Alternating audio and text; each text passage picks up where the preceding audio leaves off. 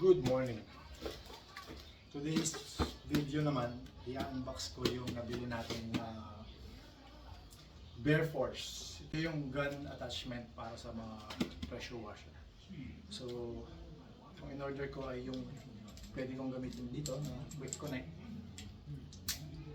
So, napili ko naman yata online ay yung may 15mm tsaka 14mm na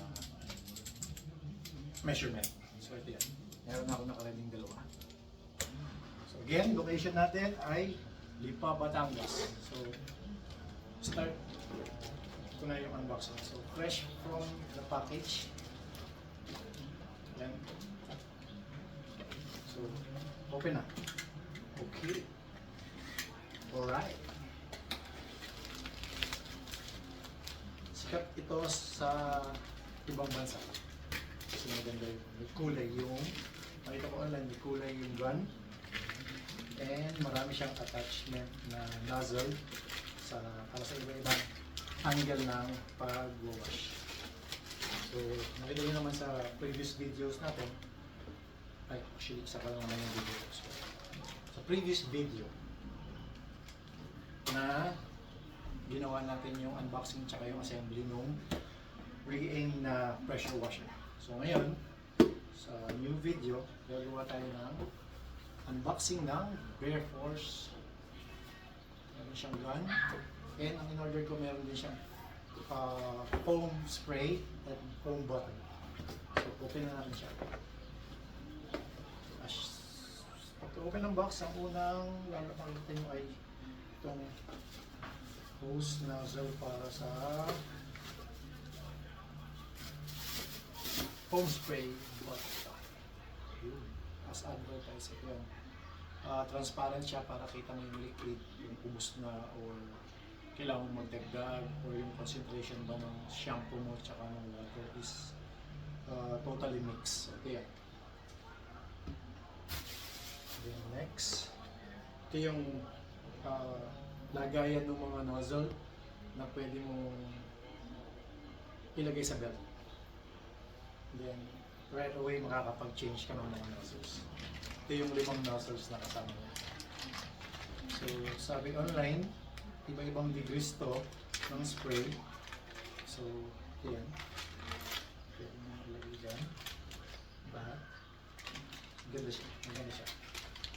As advertised talaga. So, yan.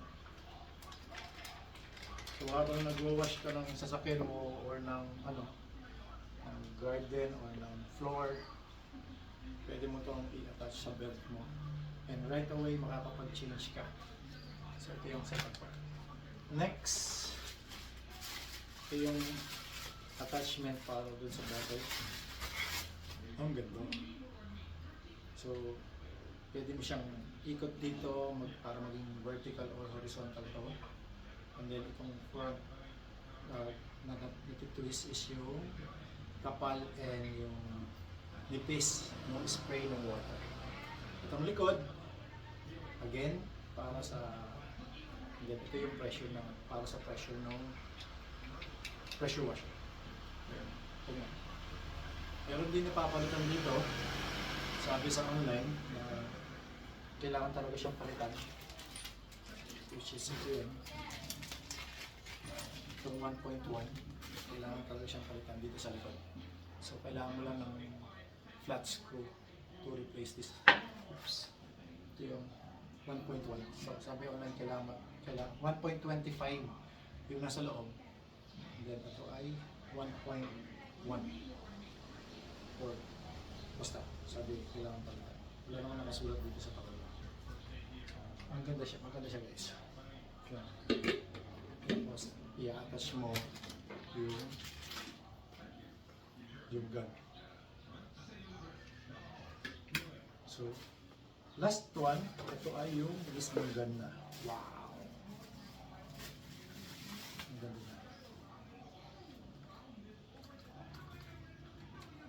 So, ito yung gun. As you can see, maganda siya. Tapos, meron siyang safety dito lang para hindi mo siya accidentally matindot. Kasi yung malakas yung pressure, nakalock siya. So, And again, yung sinasabi ko kanina, pwede siya lagyan ng attachment para quick connect na lang siya. So, ito lang.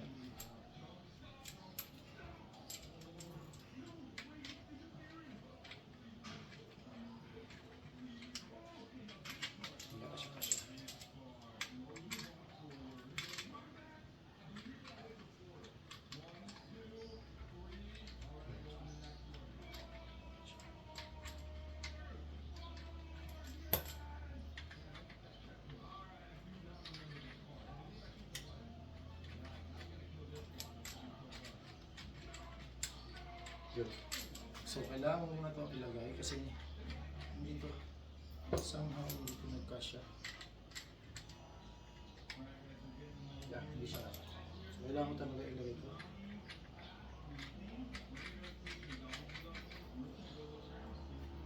Then, ito.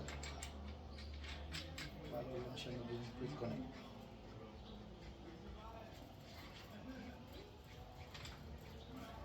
Yun. Okay na siya. Yan. Ito i-connect mo sa pressure washer. Then, kapag mag-attach ka ng mga nozzle, ito. Alam ko, color coded dyan. So, check na lang online kung anong degrees per color.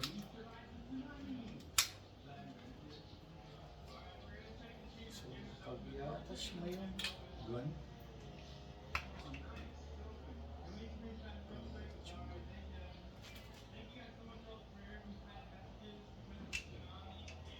ayun. Ilalagay mo itong maliit na to dito. That's it.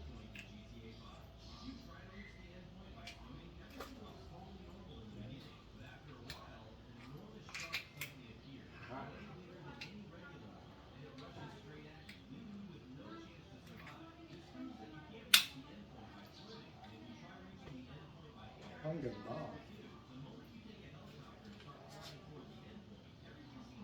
And then, kapag lalagyan mo, dito mo ilalagay yung shampoo. Ayan, attach mo ito. Doon.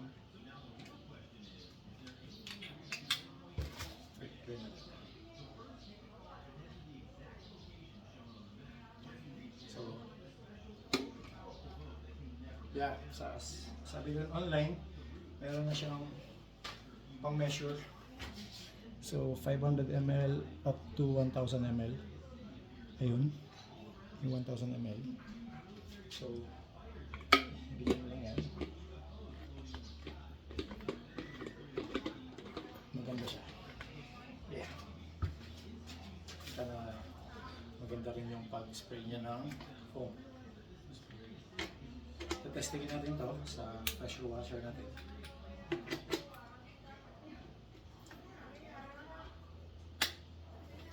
There you go. Bear Force spray gun foam can. So, ito try natin yung Bear Force. So, nilagyan ko na siya ng 100 ml. And then, ito yan. So, mamaya lagyan natin ng water. Pakita ko muna sa inyo na ipi-pre-wash ko yung sasakyan.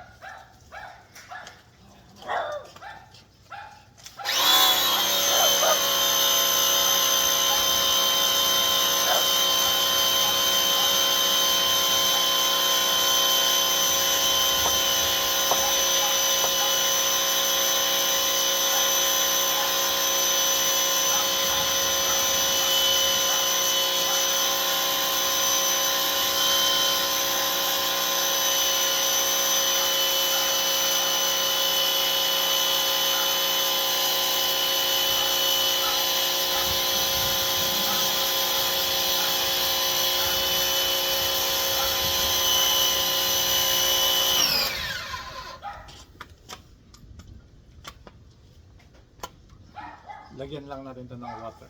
Okay.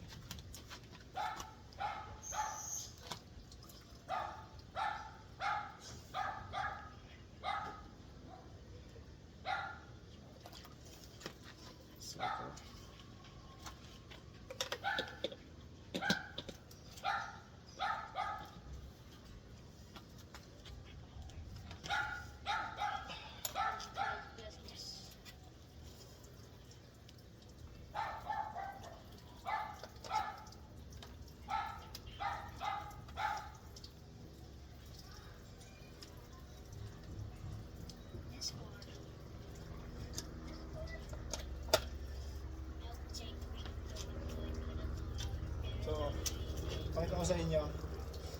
Tapos, ipo-foam natin.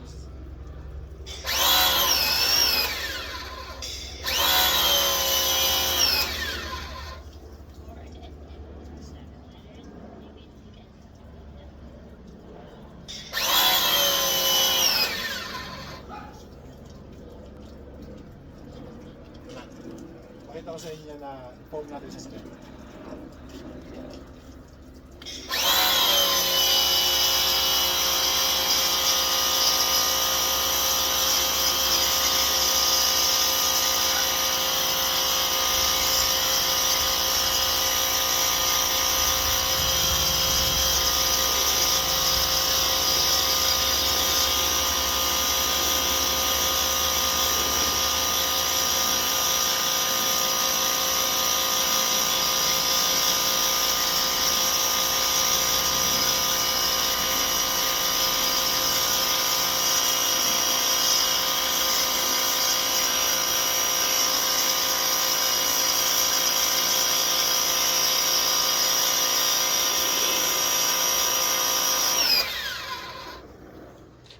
Ano siya guys?